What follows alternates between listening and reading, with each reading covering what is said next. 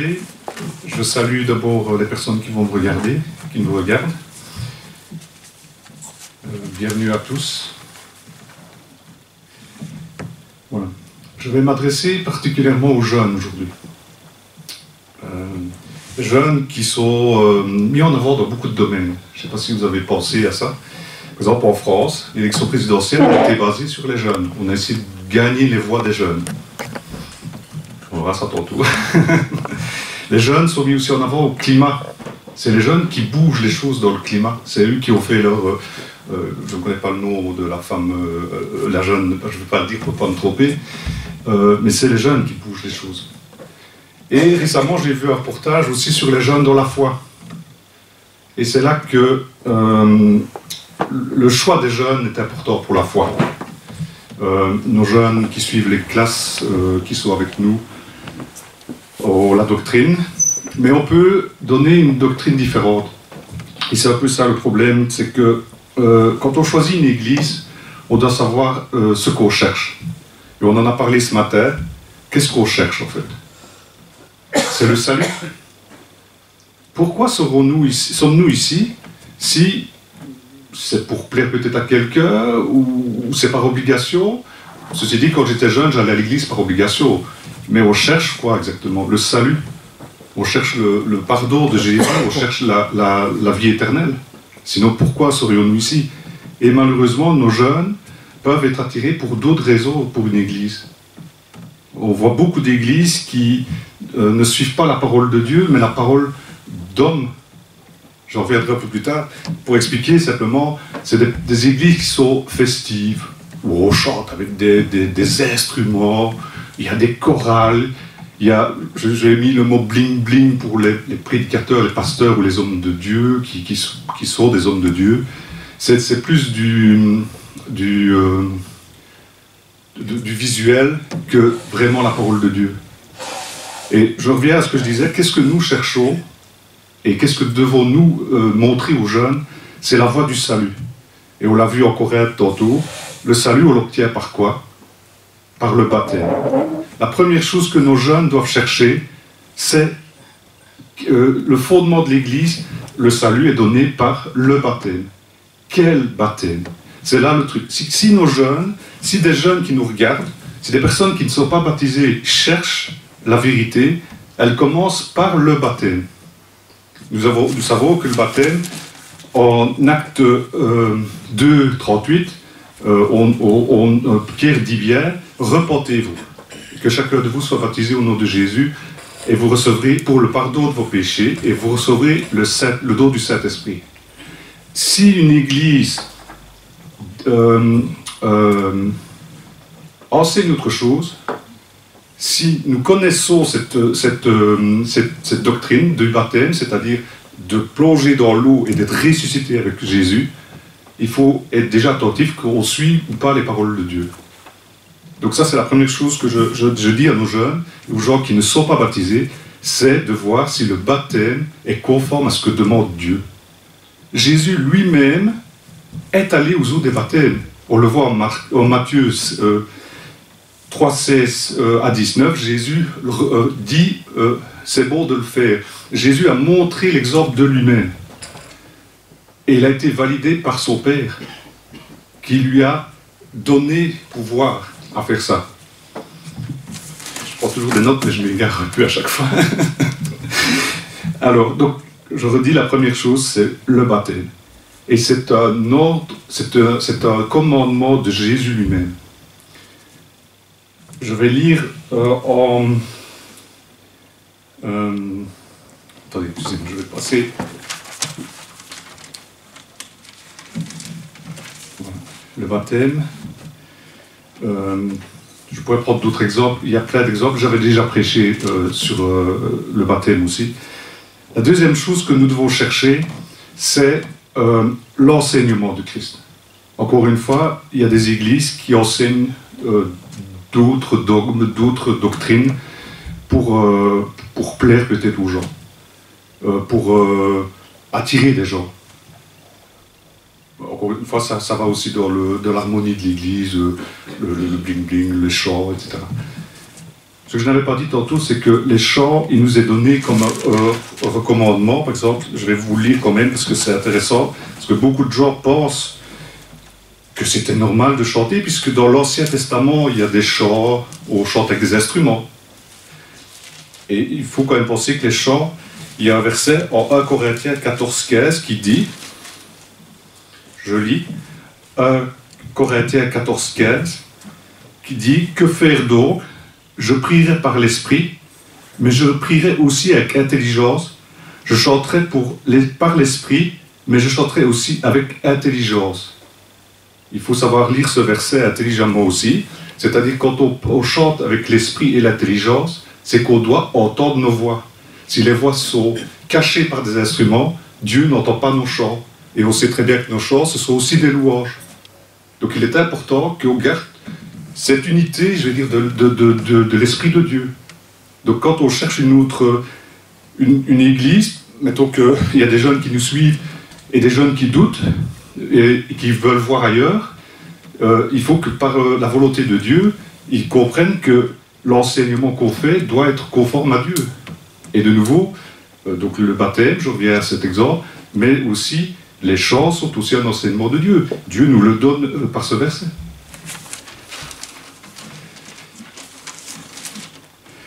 Est-ce que nous recherchons l'enseignement de Christ?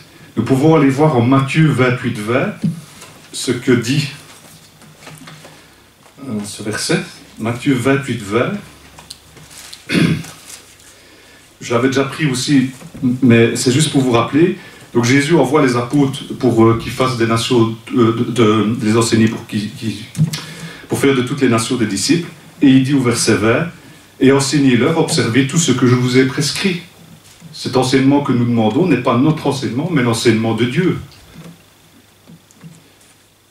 On peut voir aussi en Éphésiens 2:20,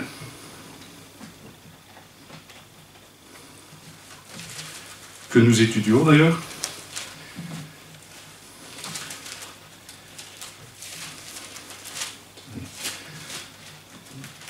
Éphésiens 2:20. Je vais le retrouver, c'est parce que je ne...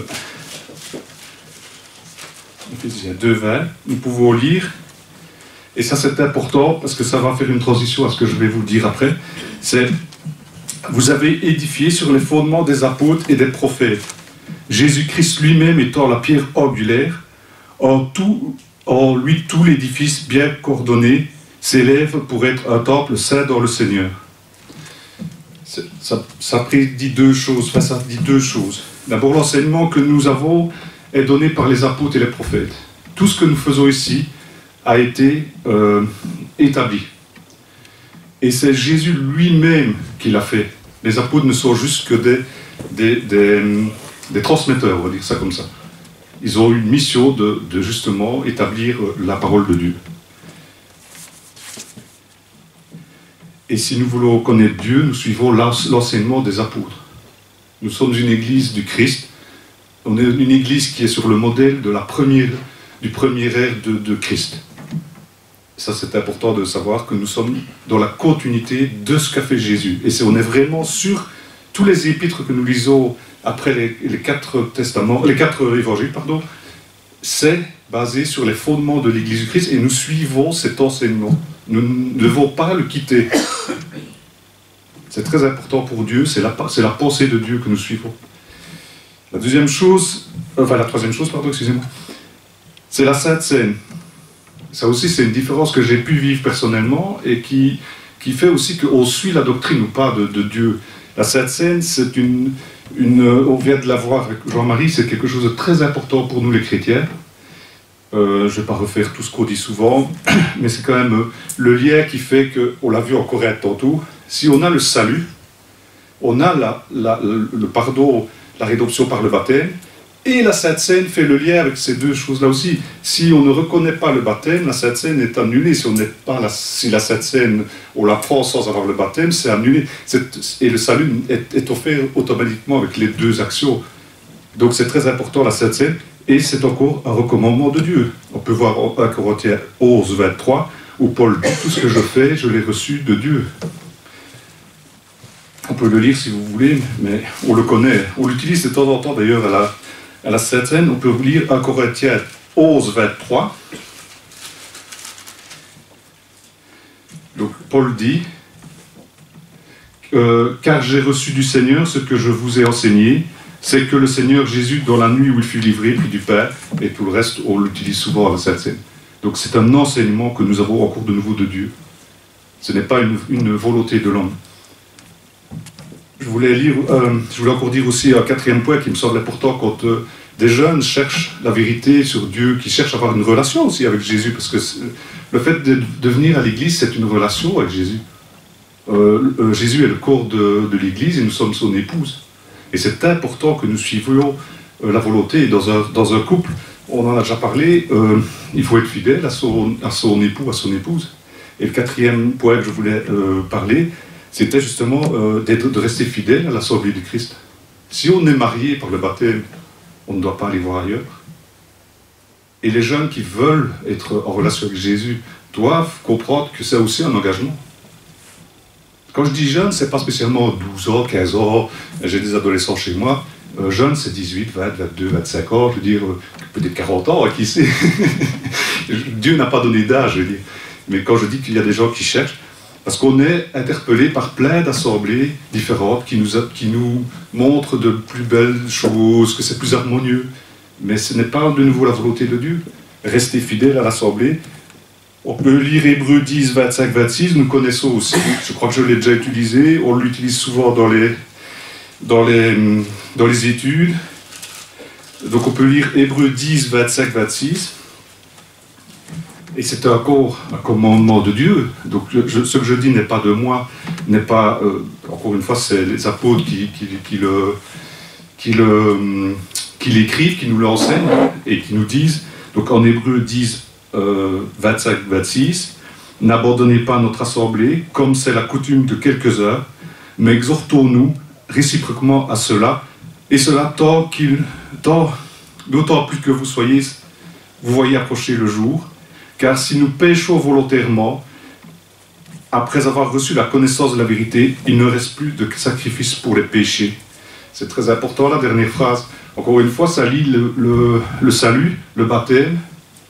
Si nous nous engageons avec Dieu, avec Jésus, si à partir du moment où on abandonne l'assemblée, il n'y a plus rien qui peut nous sauver. Et il y aura, la suite, c'est l'attente d'un lourd jugement qui va nous attendre.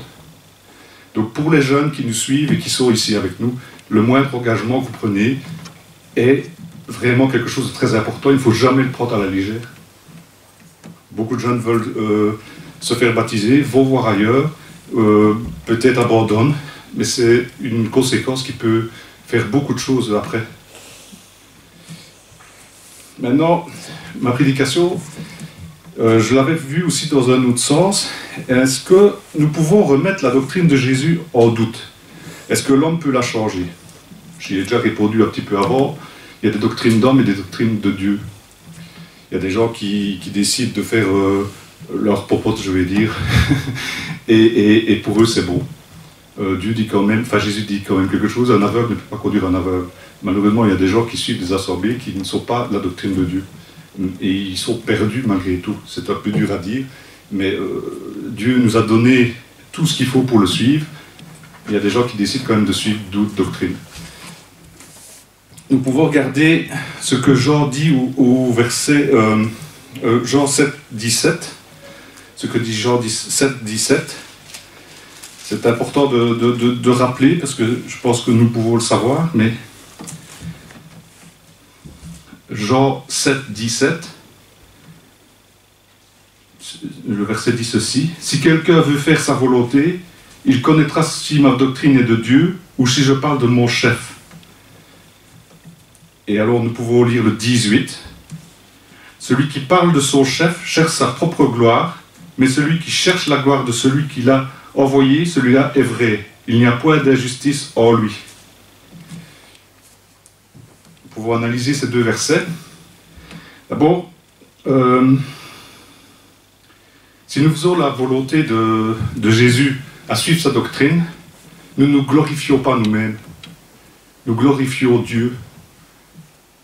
Et Jésus lui-même ne s'est pas glorifié lui-même. il est venu parler au nom de Dieu, pardon. Donc il s'est mis au service de Dieu.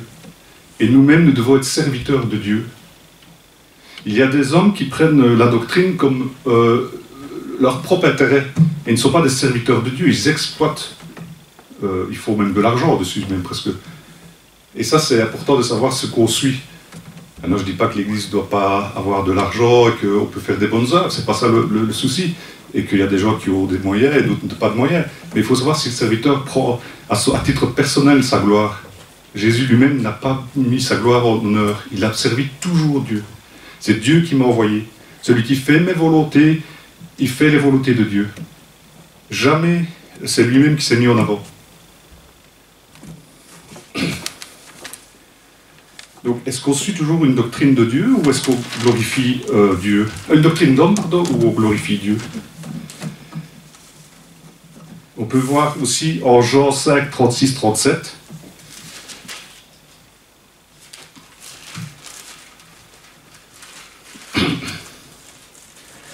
Ici, c'est une parole de Jésus. Moi, j'ai un témoignage plus grand que celui de Jean.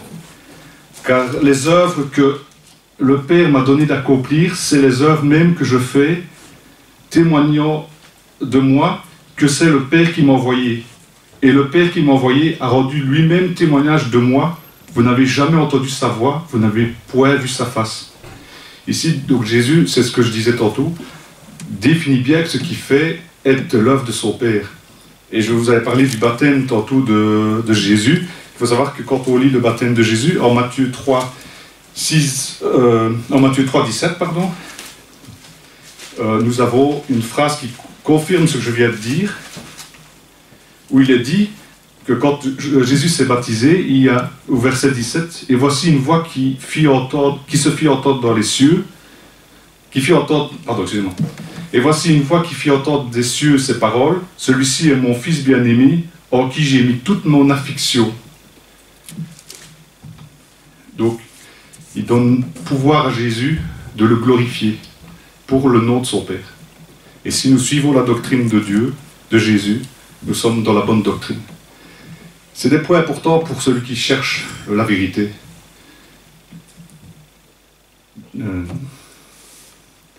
Et nous-mêmes, nous sommes donc des serviteurs de Dieu.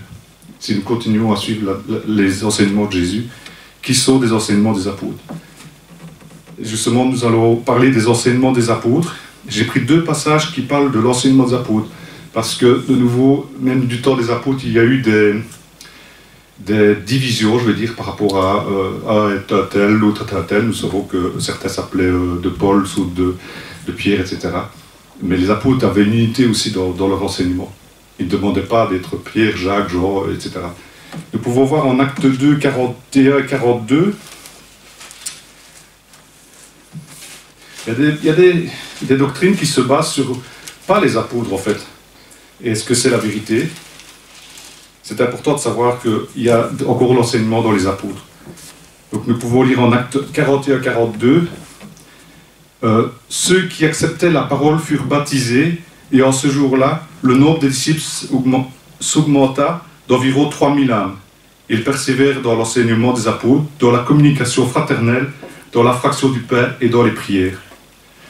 Ce passage montre la formation de l'Église. Les actes, en fait, le passage des actes, c'est toute la mission des apôtres. C'est tout le développement de la mise en place de l'Église de Christ. Et ces 2 petits passages sont importants dans le sens qu'ils montrent déjà ce qu'il faut faire pour être dans le salut de Dieu, dans l'endroit de Christ. Ça vient des apôtres. On en a un peu parlé avec Daniel aussi. C'est les apôtres et les prophètes qui ont donné les concepts, les prémices de l'Église. Il y a un 2e passage que je connais, mais je vais quand même vous le lire. C'est Romains 6, 17, 18. Et toutes ces paroles viennent de Christ, des apôtres de Christ. C'est pas moi qui l'ai dit, donc Romains 6, 17, 18. Mais grâce soit rendue à Dieu de ce que, après avoir été esclave du péché, vous avez obéi de cœur à la règle de doctrine dans laquelle vous avez été instruits. Ayant été affranchis du péché, vous êtes devenus esclaves de la justice.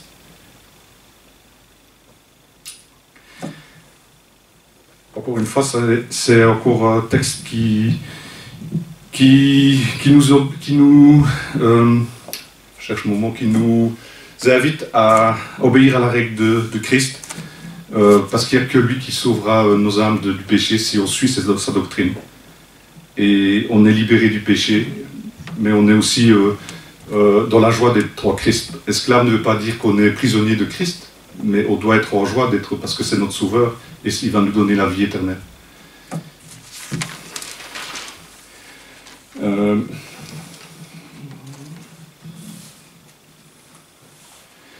On peut regarder ce que dit Paul en Colossiens 2, 22, 23.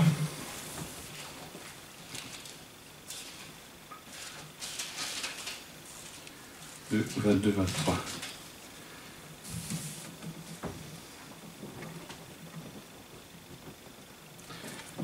Ça va poser une question. C'est là que j'aimerais bien en arriver, en fait. Donc, je vais d'abord lire Colossiens 2, 22, 23. Préceptes que tous deviennent pernicieux par l'abus et qui ne sont fondés que par les ordonnances et les doctrines de l'homme.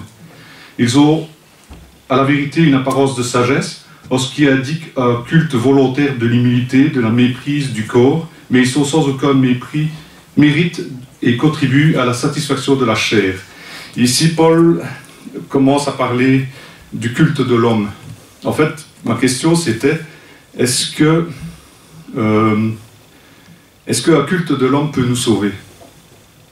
Nous savons, nous, qui suivons la doctrine, que c'est Christ qui sauve.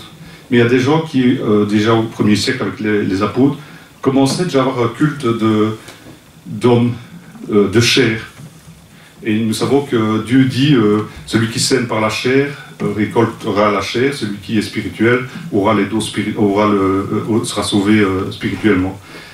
Donc ici, le problème c'est qu'on voit déjà que l'homme, même s'il paraît juste, il faut savoir qu'il y a des cultes que quand on les regarde, moi je m'amuse des fois le dimanche à regarder, les enfants l'ont vu ce matin, des informations sur d'autres doctrines, que ce soit juifs, musulmanes, mais c'est pour les comprendre, pour essayer de comprendre ce que font ces gens, qui attirent aussi des fois des gens autres que de leur nationalité, je veux dire, et pour me demander comment est-ce qu'ils peuvent avoir cet impact.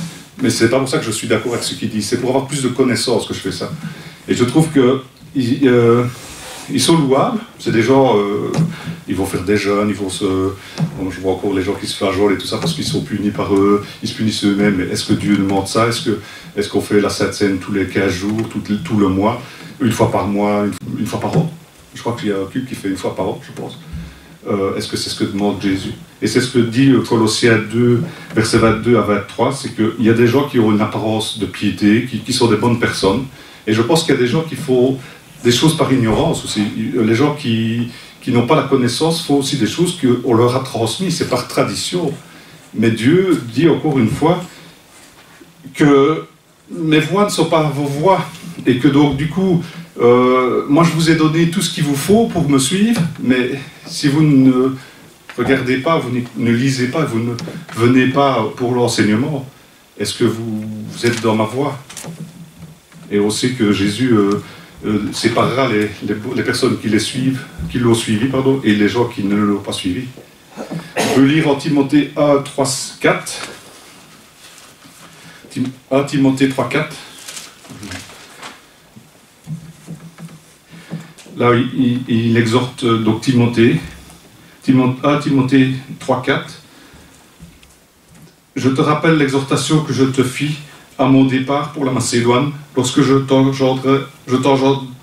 t'engageais à rester à Éphèse, afin de recommander à certaines personnes de ne pas enseigner d'autres doctrines, et ne pas s'attacher à des fables et à des généalogies sans fin, qui produisent des discussions plutôt qu'elles n'avancent sur l'œuvre de Dieu dans la foi. Donc là, on voit Paul qui est très ferme, encore une fois, de garder la doctrine, de ne pas faire de séparation dans la doctrine, d'empêcher des gens à faire des fables, à essayer de s'attacher à d'autres choses.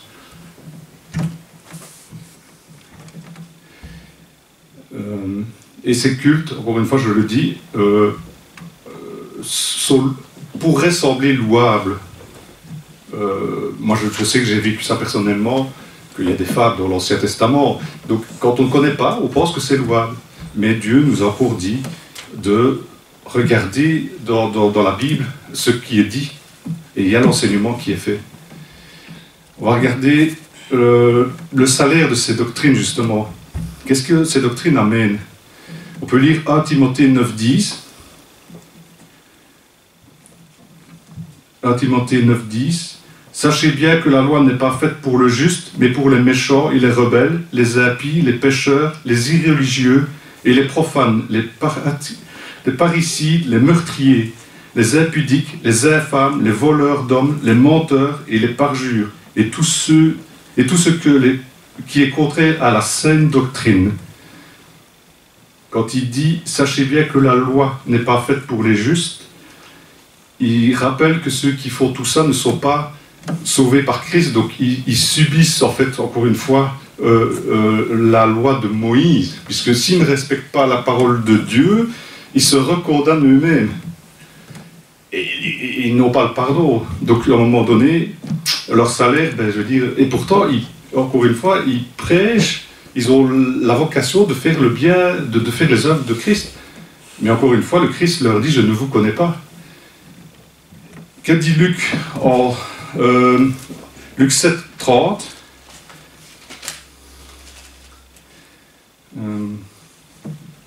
Donc ici, il parle des pharisiens, des docteurs. Donc c'est encore Jésus qui est en contact avec eux. Mais les pharisiens et les docteurs de la loi, en ne se faisant pas baptiser par lui, ont rendu nul à leur égard le dessein de Dieu.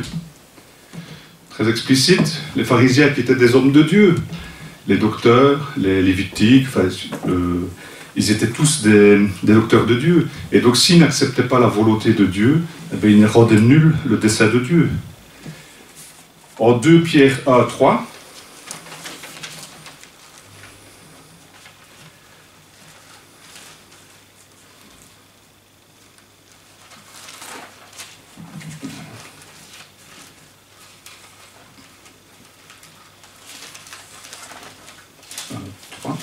« 2 Pierre 1, 3 » voyons, je ne sais pas si... 1 à 3, pardon, excusez-moi, c'est moi qui suis... attendez, 2 Pierre... Non, 2 Pierre 1 à 3, non, je crois que je me suis trompé, excusez-moi. Je n'ai pas la bonne référence, je me suis trompé. Je crois que j'ai mal noté le verset. On va aller en 1 Timothée 4, 2. 1 Timothée 4, 2. 1 Timothée 4, 1, 2.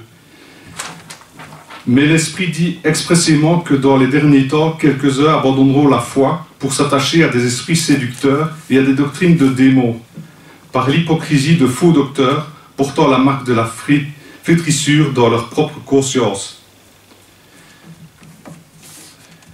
Ici, je voulais attirer une attention, c'est qu'on parle ici du 1er siècle où les apôtres étaient encore en train de travailler à la parole de Dieu. Si déjà au 1er siècle, les apôtres qui étaient déjà là, qui faisaient des miracles au nom de Dieu, qui parlaient de la parole de Dieu, arrivaient encore à avoir des cultes, des faux docteurs, des gens qui traversaient la parole sans l'accepter. Qu'est-ce que nous avons comme possibilité de tous ces cultes qui ne sont pas les cultes que Dieu veut? Les apôtres ne sont plus là, donc qu'est-ce que nous on peut faire maintenant?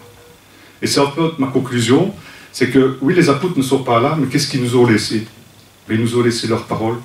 Dieu ne nous a pas laissé sans rien pour nous défendre contre de fausses doctrines, de faux docteurs. Celui qui sait lire la parole, qui la comprend, qui l'étudie, a la possibilité de garder la doctrine. Et nous sommes ici témoins qu'il y a des gens qui suivent la bonne doctrine. Je le dis à Jean-Marie, je suis quand même content d'être venu par hasard, je le dis à nos internautes aussi, par hasard, je suis venu ici. Jean-Marie est venu me parler du baptême, Et ça a fait toute la différence. Et ça, c'est quelque chose qui est très fort. Si je n'avais pas été... Il n'y a pas de... En fait, j'enlève le mot par hasard, bien sûr, vous comprenez que c'était un peu pour rire. Donc Dieu nous a amenés ici, et Jean-Marie a parlé du baptême. Et c'est toute la différence. J'invite toute personne qui a des doutes, qui cherche la vérité, d'étudier la parole. Alors maintenant, il faut avoir une Bible. Mais il faut aussi avoir quelqu'un qui peut vous l'enseigner. Et il y a des études. Une différence aussi qu'il faut avoir dans une église, c'est qu'on puisse étudier la parole. La parole n'est pas fermée dans le sens où, voilà, on dit ça, c'est comme ça. La parole peut être comprise d'une telle façon, d'une telle façon. Il faut un enseignant, sinon on peut être dévié. Quelqu'un va vous dire quelque chose qui est faux, alors que c'est écrit normalement. Donc il faut quand même quelqu'un qui vous enseigne. Et ça, je remercie encore de vous l'Assemblée. On a des beaux enseignants, pour nos jeunes aussi. Et on peut réfléchir à la parole. Et c'est ça la conclusion que j'aimerais bien dire, c'est qu'il faut étudier cette parole. Il faut la comprendre. Avoir des personnes qui vous enseignent, qui sont dans la parole, qui suivent la bonne doctrine. Et alors à ce moment-là, nous sommes dans le saint lieu de Dieu. Nous avons tout ce qu'il faut. Nous avons la parole des apôtres. Et il faut juste être en accord avec ce que demande Dieu. Je vous remercie de votre attention. Bénissons la parole de Dieu. Amen. Amen.